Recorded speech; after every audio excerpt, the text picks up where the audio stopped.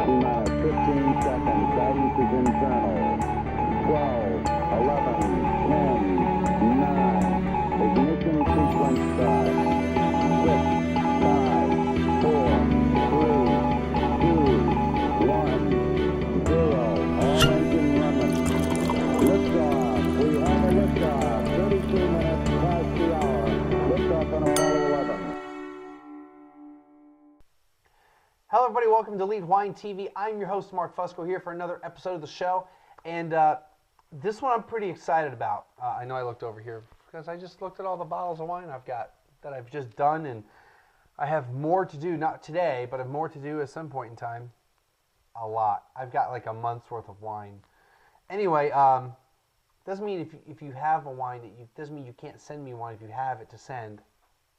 All right, so... this one I'm pretty excited about. One of the last wines I bought before I went on probation was this wine. I got it from CinderellaWine.com. Unfortunately, I'm not able to order from Cinderella or Wine Library or really any other wine retailer in the rest of the country because of the idiot Texas lawmakers. Wasn't too harsh on that, was I? Anyway, I was able to buy this at the time, unable to buy stuff from Cinderella. I'd still get the daily email, just kind of see what they're selling. It really sucks because, you know, being able to buy from other retailers online allows you to, I'm going to get my little soapbox for a second, allows you to buy wine that you may not be able to buy anywhere else in your state or in your city. Same time, you know what that means to me? Another little thing that I was really griping about on Twitter the other day was that the San Antonio wine shops need to kind of step up a little bit, get into 2011 here instead of like a 2000 website where yes, we exist. Show me more. We have computerized inventories now. You know, I should be able to look at your inventory. Maybe not, up to the second inventory, but I should be able to look at it and see what you have. Maybe even order some stuff for delivery. So it's more expensive than. There's expenses involved. I understand some of these wine shops don't have the budget to be computerizing everything, nor do they have the budget to be shipping stuff and pay people to do that. But it is a little frustrating on some of the larger companies in town and in the state that are in this town that don't have these types of things, whereas other companies out there in the country do. All right, soapbox rant over.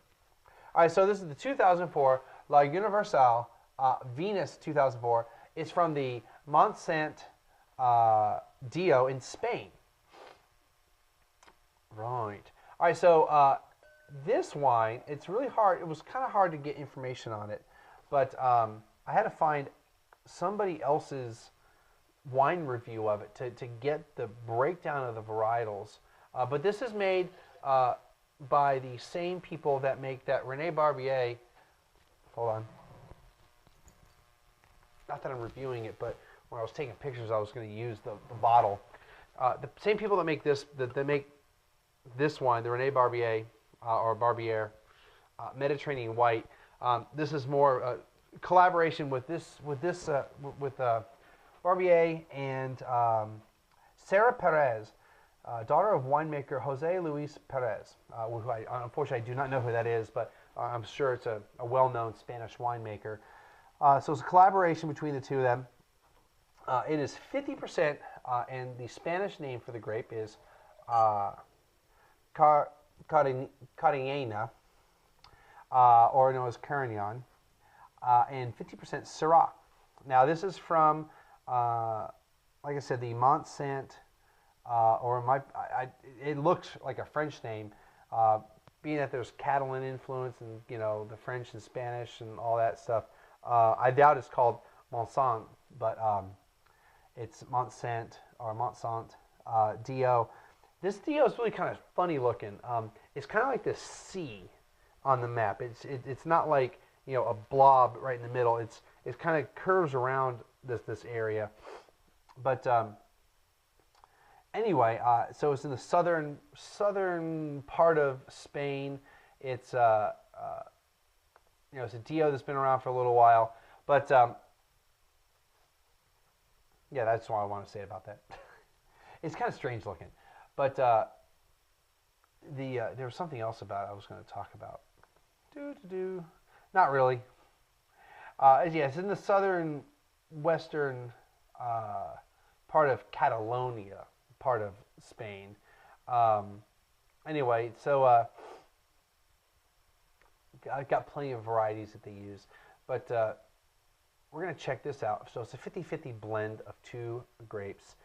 It was $29.99 on CinderellaWine.com. I've already put on the lower third, I'm sure, which is a lot cheaper than what Wine Library would have been selling it for. It probably sells for at least $10 to maybe $20 more a bottle. So it was a good deal. Decided to try it, and I'm actually really excited about trying this. I've been really wanting to have this wine for over a year.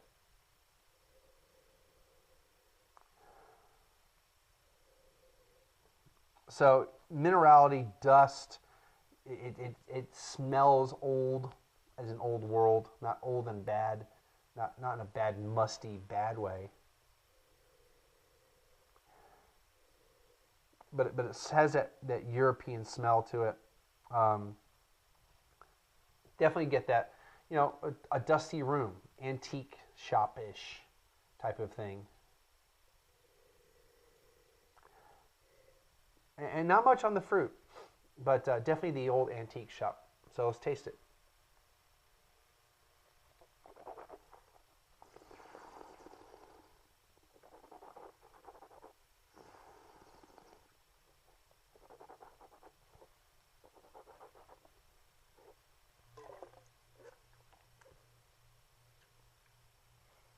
Oh yeah.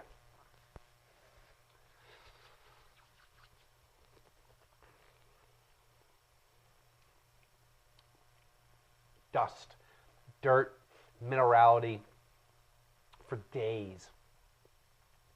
Very dry, not a whole lot of sweetness to it.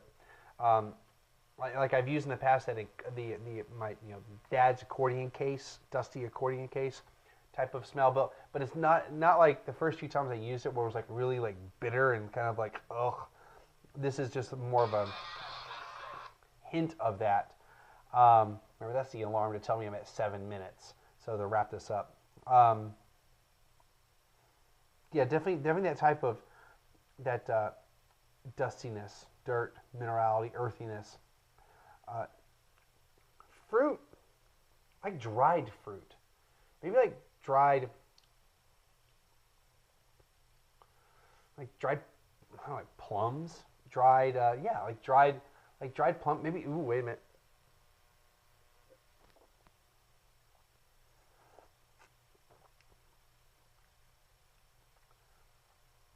I don't know, but dried apricot comes to mind. But like dried fruit, so you've got that. So you got the flavor, a little bit of sweetness of the fruit, but it's not like this juicy, sweetness to it. I could drink this wine. I mean, I bet it for $30. Okay, I mean, it better be pretty good. I mean, we all know that price doesn't always dictate quality. There are plenty of wines out there that are $10 that can rival the quality of more expensive wine. Maybe not $100 bottles of wine, but the $30 variety, $30 part of wine. But I really like this wine. I'm impressed with it. When I use the word impressed, it starts meaning that we probably should be hitting the 90-point range.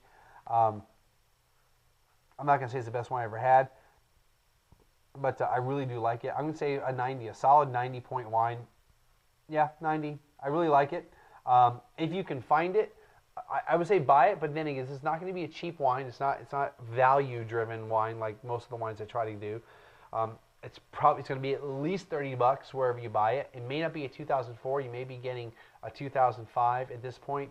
But it's 7 years old. Well, technically it's 6.5 years old because we're only in the middle-ish part of the year. So 6-year-old wine, and so it's probably at the, I don't know, it might be at the peak of it, or it might be peaking right now. So if you're going to drink it, you probably want to drink it now. You don't want to hold on to it for another 5 years. Definitely, if you can find it, get it and drink it. 90 points. Awesome. All right, like I said, the last show, you can figure out a way to contest, got an idea for what to do? I mean, I had a couple ideas, but what do you think? I'll send you a sheet for free. You can do some guerrilla marketing. I'm not telling you where to put the things, where to put the stickers, because I'm not going to get you and I'm not going to get myself in trouble for telling you where to put the stickers. But I mean, you could put it, on a spit bucket, or I haven't done it to my computer yet. I don't know if I am, but put it on the back of your laptop, or you can put it on your bumper of your car. It's not really a bumper sticker. I don't know how long it will last. I do know that this does scratch off if you're not careful.